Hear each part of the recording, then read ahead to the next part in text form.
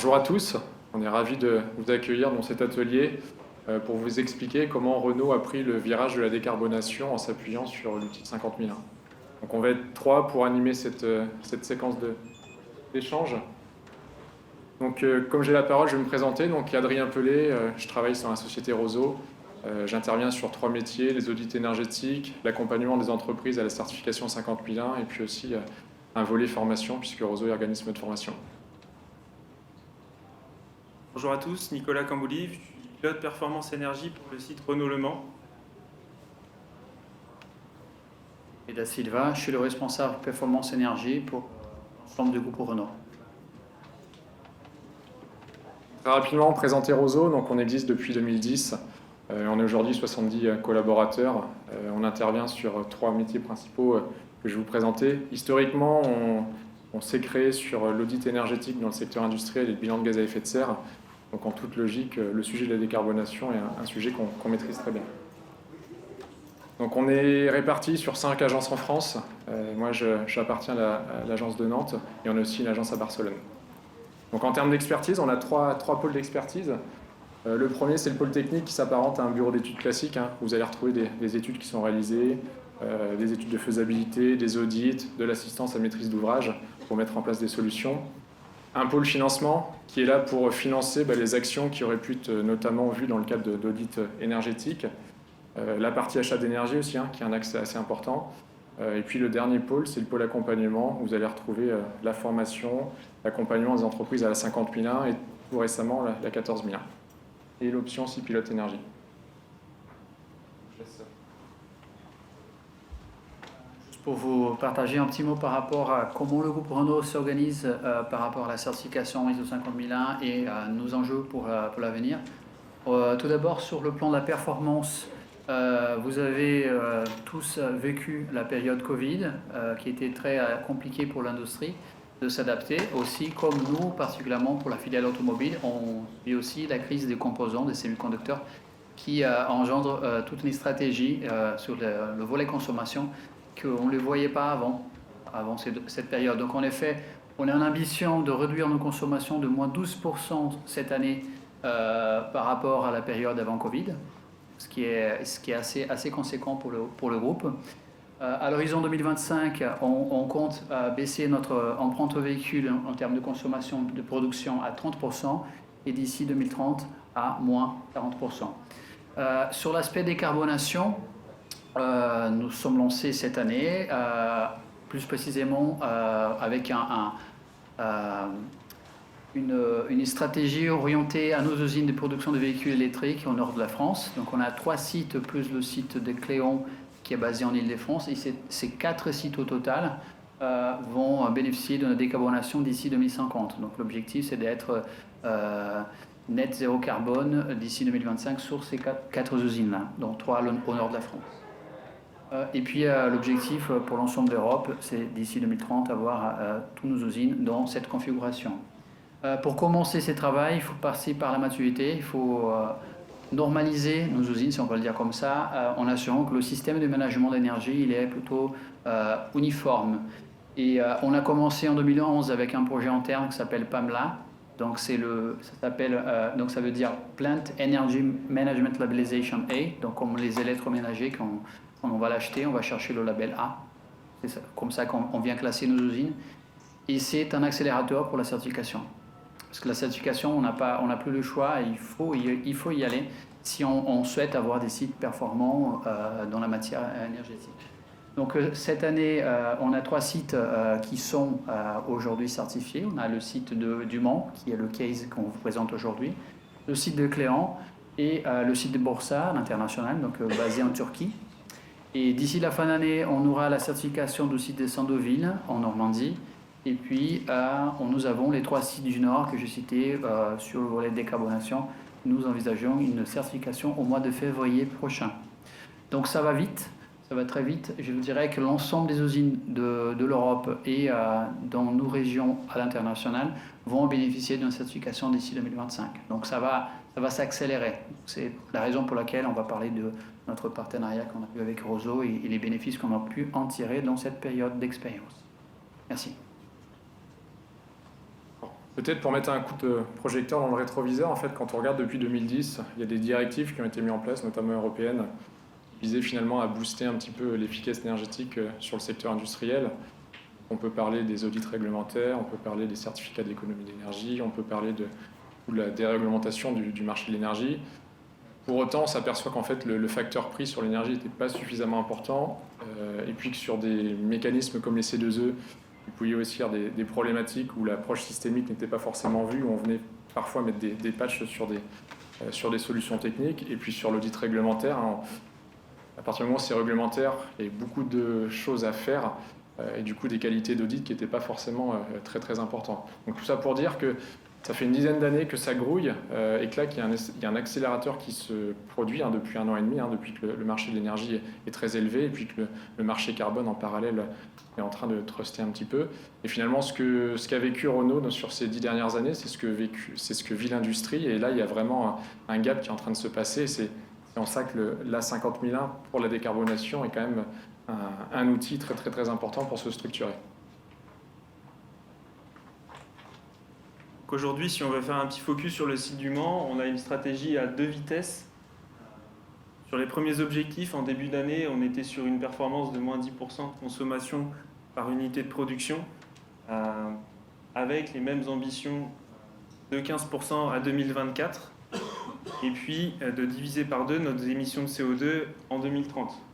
Aujourd'hui, avec la mise en place de l'ISO et puis la stratégie que le groupe a adoptée, on a revu nos objectifs à mi-année, où on a aujourd'hui pour objectif de réduire de 20% nos consommations par véhicule, par unité de production pour le site du Mans, de pérenniser les choses à moins 15% sur toutes les années, et à 2030, de plus viser moins 50%, mais la neutralité carbone. On a vraiment une avancée assez importante pour nos sites industriels et pour le site du Mans.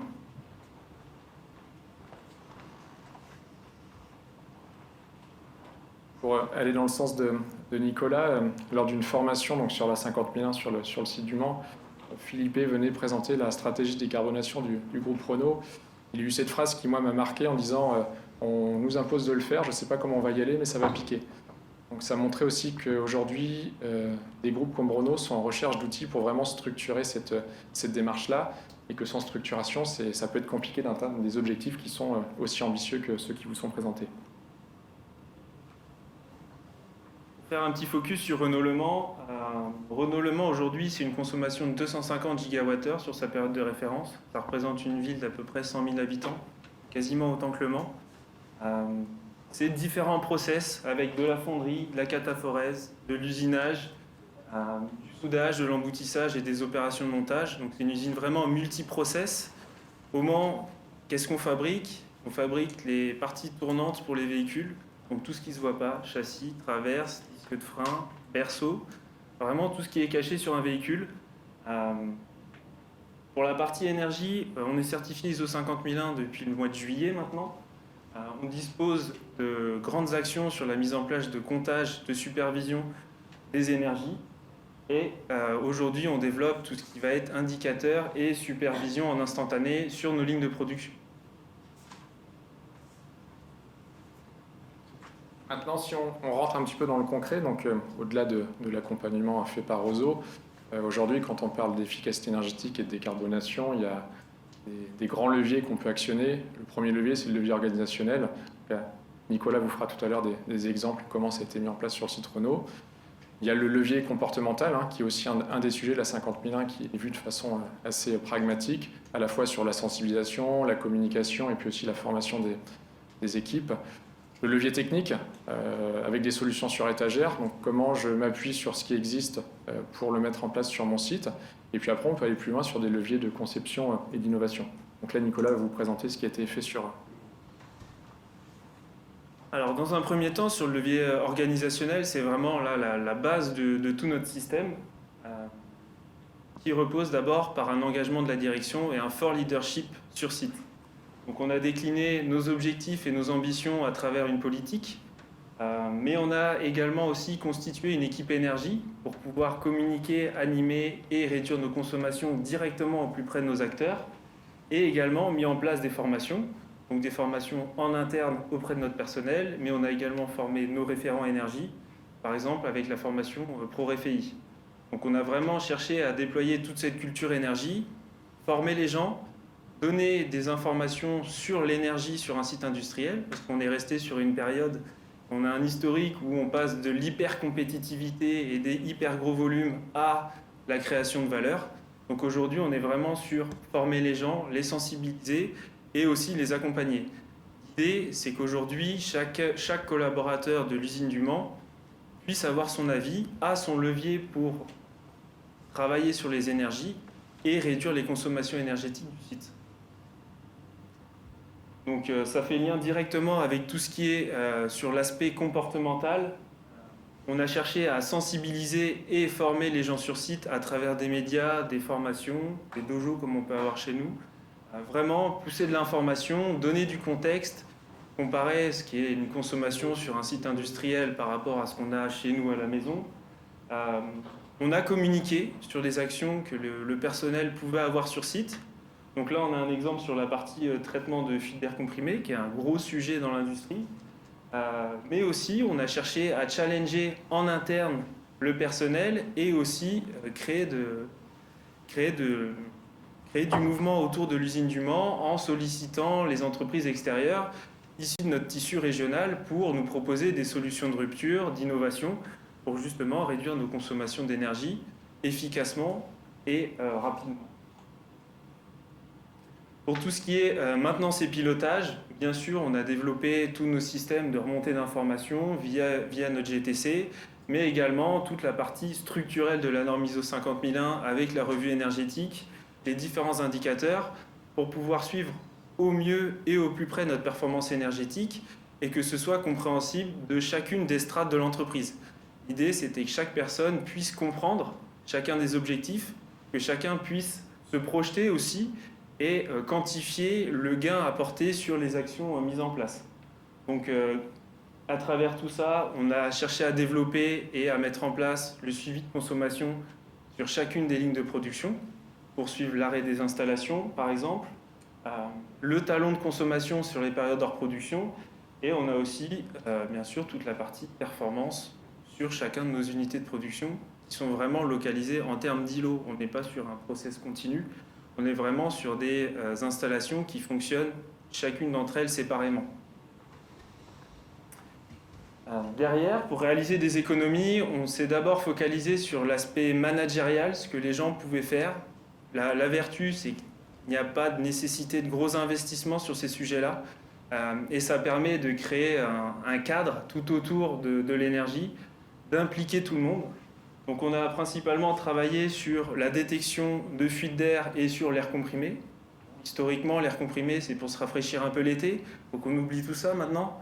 On traite nos fuites, on cherche à réduire au maximum nos pertes avant de pouvoir progresser sur nos axes de performance pure.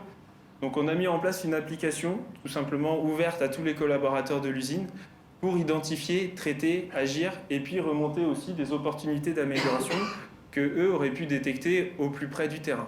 Aujourd'hui, le site du Mans, on a un peu plus de 2000. On ne peut pas, à un cerveau ou une dizaine de cerveaux sur notre équipe énergie, travailler autant que 2000. Et donc tout ça aujourd'hui a permis d'économiser 30 tonnes de CO2. Derrière, sur l'aspect technique, on cherche quand même à travailler sur tous ces sujets-là et on fait le lien avec la décarbonation là. On a notre levier technique sur toutes les thématiques de décarbonation. Donc dans un premier temps, récupérer notre chaleur fatale et la réutiliser. Là encore, on est dans l'optique de limiter toutes nos pertes, de travailler sur tous nos soufflages. Est-ce qu'on a besoin de soufflage? Est-ce qu'on ne peut pas remplacer par autre chose? Et pour pérenniser tout ça et que les choses soient beaucoup plus robustes, on l'intègre directement aussi dans nos projets.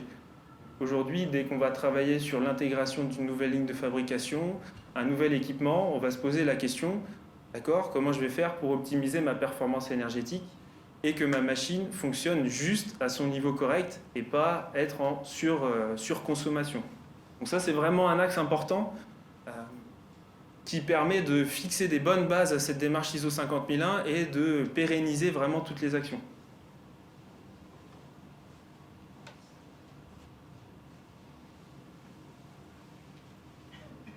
Il y a un sujet aussi qui est important en ce moment qui qui agite beaucoup d'encre au niveau des secteurs industriels, mais pas que, c'est le décret tertiaire. Les entreprises qui sont déjà structurées sur la 50001, finalement, quand on vous demande d'appliquer le décret tertiaire, c'est quand même beaucoup plus simple pour définir une situation de référence, puisque les méthodes sont déjà appliquées sur les usages énergétiques significatifs. Suivre un plan d'action, c'est pareil, ça fait partie intégrante de la 50001, donc finalement, on va un peu plus loin et on rajoute la partie tertiaire dans le secteur. Donc ça permet aussi de structurer tout ce qui va tourner autour de la performance énergétique. Donc performance énergétique, décarbonation, c'est deux sujets qui sont un peu similaires. Quand on parle de performance énergétique, on pense assez rapidement aux réductions des consommations. Ça veut dire quoi? C'est de la sobriété, de l'efficacité énergétique, mais la décarbonation, c'est plus large comme sujet. On va parler de changement de mix énergétique, c'est-à-dire qu'on substitue les énergies carbonées sur des énergies beaucoup plus propres. Sur la partie achat d'énergie, c'est pareil, c'est comment mieux acheter l'énergie pour qu'elle soit verte. Et en fait, quand on regarde ce que propose la 50001, ça peut faire partie intégrante de ces sujets-là. Quand on met en place, quand on fait le choix d'opportunités d'amélioration pour réduire sa consommation d'énergie, le fait de mettre un critère de priorité sur des énergies qui sont décarbonées, mais du coup on donne une priorité à ces actions-là, et forcément on joue à la fois sur la performance et la décarbonation. Il y a aussi tout un focus sur l'ISO 50001 qui parle d'achat, et notamment les achats d'énergie. L'idée, c'est d'intégrer dans cette politique d'achat d'énergie aussi l'aspect décarbonation, donc avec du PPA pour faire quelque chose de bien, par exemple.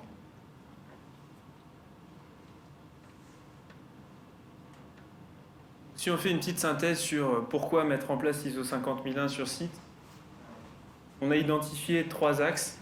Déjà, dans un premier temps, c'est de dimensionner correctement les équipes et puis de les impliquer dans la démarche pour réduire les consommations et donc décarboner, mais aussi pour arriver à prioriser nos investissements. Sur notre site industriel, on a une multitude de process. L'ISO 50001 et toute sa structure nous a permis de prioriser sur les secteurs énergivores et sur les secteurs avec le plus d'opportunités d'amélioration aussi. En fonction de la stratégie et des ambitions du groupe, de travailler sur des axes prioritaires comme la décarbonation et derrière d'agir au bon endroit avec nos plans d'action et puis de concentrer les forces aux endroits où on a vraiment des gains à faire et pas mettre des forces sur des sujets qui, eux, sont beaucoup moins rentables financièrement, mais aussi sur le plan CO2. Donc la démarche ISO 50001, tu veux peut-être le faire, Félix? La démarche ISO 50001 a vraiment pris un accélérateur aujourd'hui pour le groupe. Sur les sites précédemment certifiés, on avait une durée de certification et de mise en place autour d'1 an et demi. Aujourd'hui, sur le site du Mans, avec l'accompagnement de Roseau, on a mis 1 an à être certifié. Et aujourd'hui, avec la structure du groupe, les certifications des autres sites, le retour d'expérience, aujourd'hui, on vise plutôt 6 à 9 mois pour la certification de nos autres sites. Donc on a quasiment divisé par 2 le temps de mise en place de la norme et de certification. C'est qu'on voit qu'il y a un changement dans les mentalités aussi des gens et que les gens remettent l'énergie à un bon niveau de priorité et s'engagent dans ces démarches.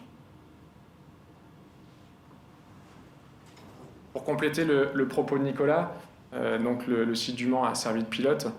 Forcément, si j'améliore la performance énergétique de mon site, le site il produit, alors je caricature ça, mais là on va parler de disques de frein, c'est aussi diminuer le poids carbone de ces disques qui seront produits. Donc l'énergie grise pour construire une usine sera aussi diminuée. Donc ça va prendre de plus en plus de place aujourd'hui dans les choix qui seront faits aussi même pour les consommateurs. Une maîtrise des coûts de fabrication, donc le prix de l'énergie augmente, mais si en gros on ne maîtrise pas cette performance énergétique, ça peut devenir compliqué pour des sites de maintenir une activité. Un déploiement, comme Philippe et Nicolas vous l'ont dit, sur 4 autres sites là. Donc il y a Sandouville, donc à côté du Havre, et puis les 3 sites d'Electricity, donc situés dans le nord de la France, qui se lancent dans la démarche. Et puis, comme ça a été présenté en introduction, ils visent une neutralité carbone à 2030. Donc 2030, c'est demain. Alors sachez que ProSMEN, je ne sais pas si vous connaissez cette aide, c'est une aide qui aide les entreprises à mettre en place un système de management de l'énergie certifié 50001. Il y a une prolongation qui est apportée jusqu'en mars. À partir du moment où vous êtes inscrit dans le programme, vous avez jusqu'à mars 2023 maintenant pour obtenir votre certification et déposer le dossier. Et l'autre bonne nouvelle, c'est que n'hésitez pas à continuer à écrire à la T2E pour faire des demandes, puisqu'il y a de fortes chances qu'un nouveau programme soit mis en place sur 2023. Donc pour SMN, en tant que tel, va s'arrêter, mais il y a un autre programme normalement qui devrait prendre la suite. Est-ce que vous avez des questions par rapport à ce retour d'expérience? Oui, on va vous passer un micro.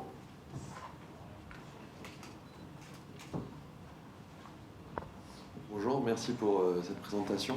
Simon Frugier d'EcoAdapt. Donc nous on travaille avec le groupe Renault justement dans cette stratégie décarbonation sur la partie sous-comptage. Bon déjà je confirme le gros coup d'accélérateur qui est mis, puisque c'est moi qui ai la gestion du compte Renault. Donc Sandouville, Maubeuge, j'y passe un peu de temps. Ma question était sur vous parliez d'impliquer les salariés, etc.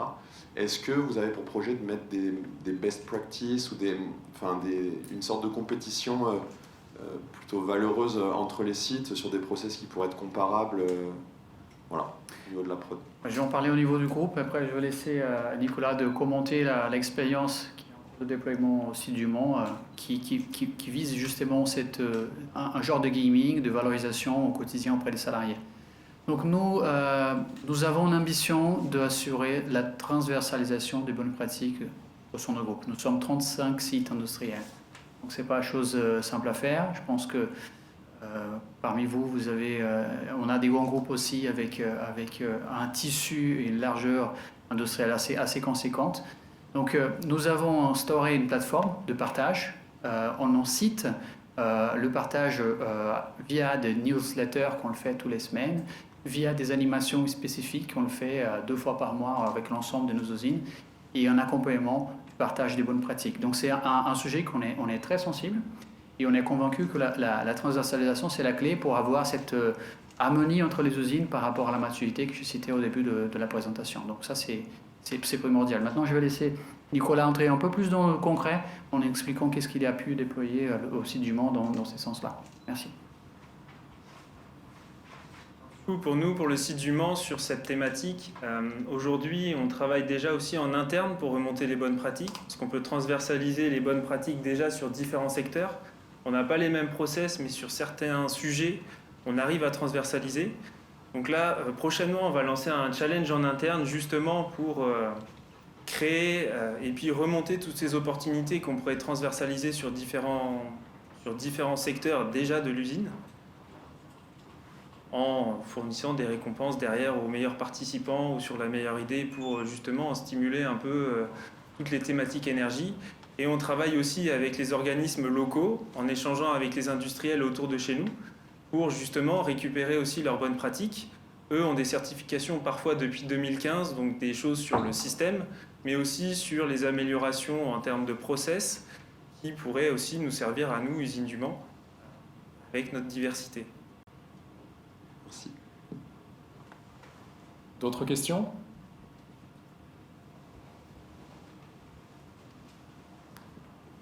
Bonjour, merci pour la présentation, c'était vraiment très clair. J'ai une question concernant, j'ai pas bien compris la temporalité, puisque là vous êtes effectivement très avancé par rapport à d'autres. Du coup, ça vous a pris combien de temps? Parce que j'imagine que tout n'est pas venu d'un coup. Là, vous dites que vous êtes 10 sur l'usine, j'imagine que ça a pris un peu de temps. Si on parle par rapport à la certification concrètement, donc on a commencé avec l'usine de Bursa qui est basée en Turquie. Et ces sites-là, c'était une expérience assez longue en termes de certification et qu'on voit qu'il y a une pérennité. Donc c'était un peu isolé, ça date de quelques années. Après, quand nous avons décidé de se lancer sur l'ensemble de la France, notre première expérience au site de Cléon, qui est ici en Île-de-France, ça a été très douloureux de passer d'un système de management qui était un peu pas bien accompagné et mis en valeur tel qu'il le méritait, et passer à un système maintenant performant et que tout le monde est mobilisé. Et là, le temps qu'on a passé avec nos équipes, que ce soit au corporate comme que ce soit dans l'usine, c'était assez important. Donc on a dit, il est temps de capitaliser ça et il faut trouver un partenaire qui puisse nous aider à aller plus loin, plus fort et plus vite. Donc comme vous pouvez imaginer, et c'est là que Centre Roseau avec le travail qu'on a pu déployer à l'usine du Mans. Et maintenant, vous avez vu tout à l'heure, on passe d'une certification à 1 an à une ambition entre 6 mois et 9 mois. Du coup, juste pour ça, quand vous avez commencé à travailler sur l'usine d'Île-de-France, c'était à quelle époque à peu près? C'était en 2018. Voilà. Et merci à vous pour votre écoute. Bonne fin de salon.